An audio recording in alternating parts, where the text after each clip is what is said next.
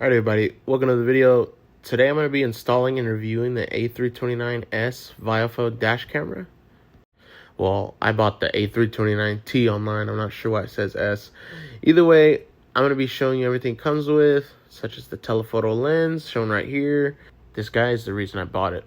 And then right here, we've got the rear waterproof camera. Now, I specifically opted for this camera because I do have dark window tint on my back glass. This is good for things like sprinters, fans, or just if you don't have dark tint. Storage, you need that. It does not come with it. Also a hardware kit, not necessary. But getting right into it, we're going to go ahead and open up the main camera, which you can see here comes in this little kind of translucent bag kind of deal. Well, anyways, here's it is. You see the adhesive on the back. There's your main camera lens. It's kind of like a wedge shape. It's very nice, actually. Underneath the camera, it's got this little foam deal. You've got a sticker right here that lets the whole entire world know that they're on dash cam. Personally, I'm not going to be using that. A little guide, another booklet. And underneath all that is your main, startup user manual. You got your power cords, all that good stuff. The cigarette lighter plugs in if you don't want to hardwire it. You got a little plastic trim tool. It's nice that they include that.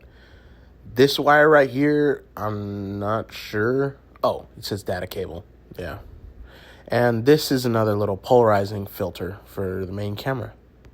Now we've got our front-facing telephoto lens. This records in 2K HD. Also has HDR functions along with the rest of the cameras.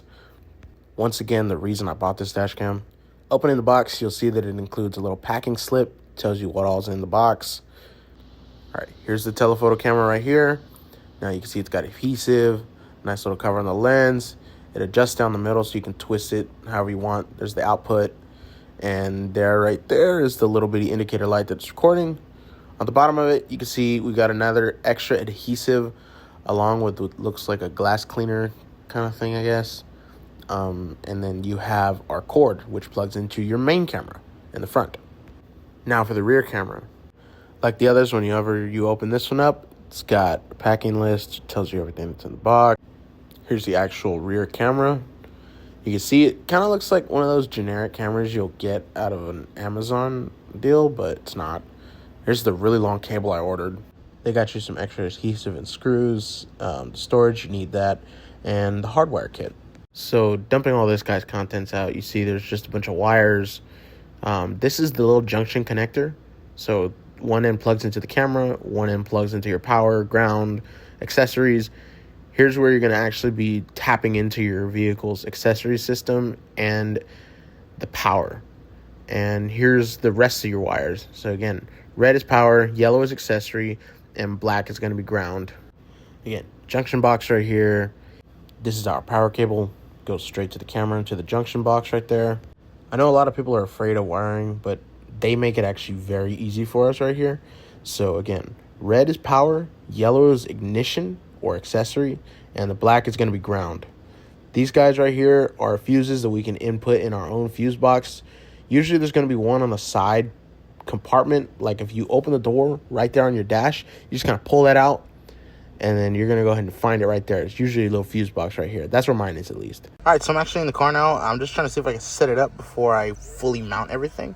I just plugged it in using the provided plugs. I'm in Houston, so I'm going to go ahead and put GMT5. Time and date set up. Dashcam automated set time and date. Cool. Miles per hour. Please insert a memory card. Please insert a memory card. All right, now we're going to go ahead and put the memory card in. Here we go. Okay, well, I've just put the SD card in, trying to figure out. One channel started. There it goes. So it's recording now. One channel started. All right, so again, the yellow wire is going to be our accessory, which only switches on when we put the key in the ignition. Black is going to be anywhere we can find a good ground, and red is going to be constant power. So this is the fuse box I was talking about.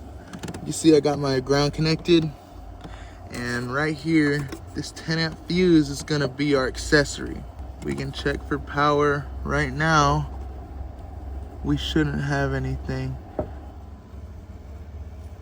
It's millivolts, so we haven't really got anything. Now when we switch the ignition on, you'll see that we have 12 volts. It's exactly what we want to see.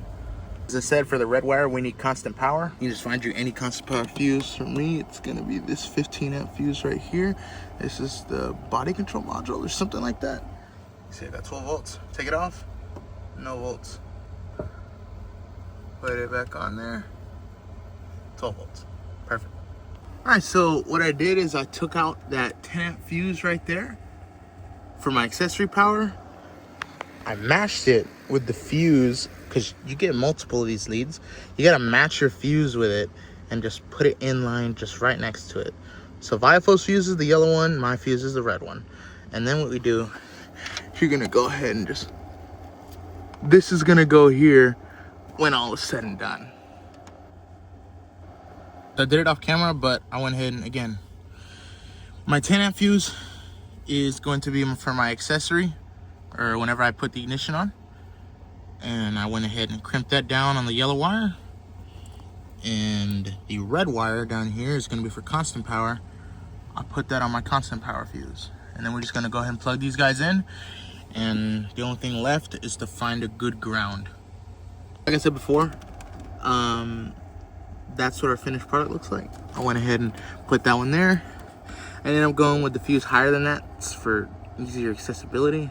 My ground, I've just attached to this little metal deal right here.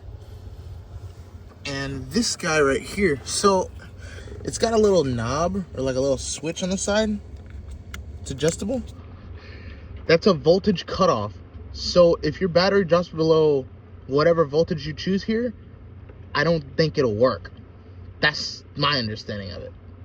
All right, so I'm not gonna lie, I powered through the install. It's maybe a day or so later. Dude, it was like 100 freaking degrees outside.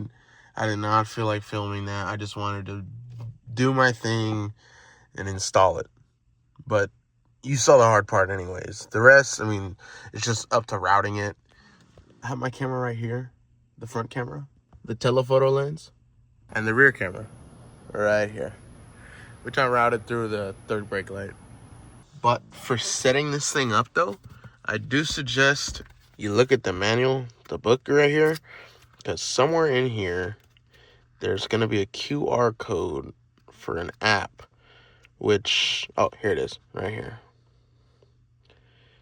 There's the app, because there's multiple apps in the App Store, and you may need to make sure you download the right one. Anyways, once you download the app, it'll prompt you to update the firmware for the camera, along with it's going to format your SD card. So please be aware that if you don't format the SD card and you don't update the firmware, at least in my case, it wiped everything from the past 2 days that I had it installed. And that was because I didn't have my SD cards formatted or my firmware updated. So please be aware of that. Here we go though, check it out. So we got the front view, the back view, and the telephoto lens. Which the preview, obviously you can't see anything because it's just the preview. But when you download the app, you'll be able to see all your videos and photos, especially if you just hit this button right here. It'll take a photo, and I believe it'll record or save a recording. Overall though, I like it. It does what it's supposed to do, and it does it well. I will say this though, when it comes to the telephoto lens, this guy right here, be sure that you don't do what I did.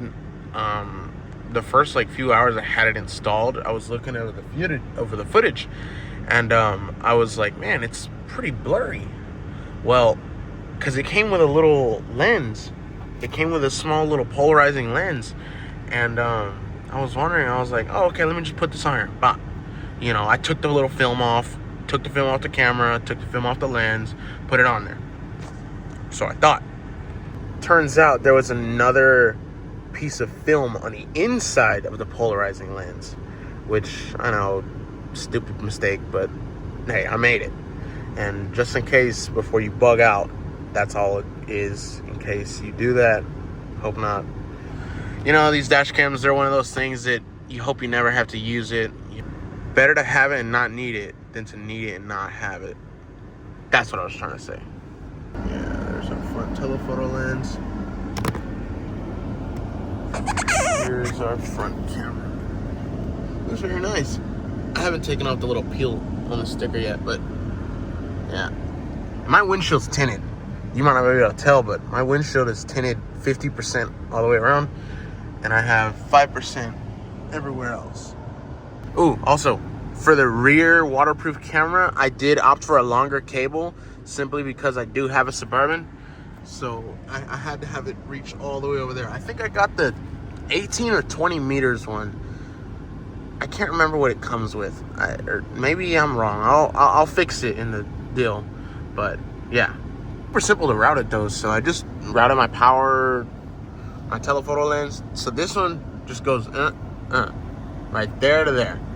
The rear camera goes here, goes up through this little middle portion, through the back, same deal, and then it goes on the top headliner, and then through the third brake light grommet. And that was really it. I mean, pretty straightforward in terms of routing. I mean, you can do that however you want, get creative with it. That's what I did. Okay, just so you can see the camera from the outside. You may or may not be able to see it due to the glare, but it's there. Let's see. There we go. There's our telephoto lens. And that little circle, a little half circle you kind of see, that's the regular dash cam. I definitely recommend it, especially if you live in Houston like I do. You know, it's better to protect your investment. Have it, don't ever use it, versus, you know, God forbid you need it and something, you know, you don't have it. So funny story is, the reason I wanted to get the dash cam is because this right here, it's hard, you can kind of see it warped right there. Well, I was driving home from work one day for lunch, and then this guy in front of me in F-150, he just slams on his brakes. I didn't have time to react. I hit him. Now, he gets out. He doesn't really say much. I get out too. I kind of look at it, and I'm looking for the damage on my truck, or the Suburban. I'm like, what happened to me? And I looked at his. Kind of like that truck right there, how it's got a little ball hitch. That little ball hitch on his was smashed in on the back, and I received basically no damage. I wasn't going to do anything with insurance if he wasn't. So he said he's good. I said, all right, we're good. But it's things like that. And plus the daily free-for-all that it is driving in Houston. Definitely need a dash camera. I also recently got the car tinted, or the truck tinted, because I like it. It looks really nice. So I have 5% all the way around. 5% tint all the way around. And 50% tint on the windshield. All ceramic, you know, the good stuff. Believe me, I know it's dirty. But anyways, yeah. So 5% tint all the way around, 50 on the windshield. I now have a dash camera.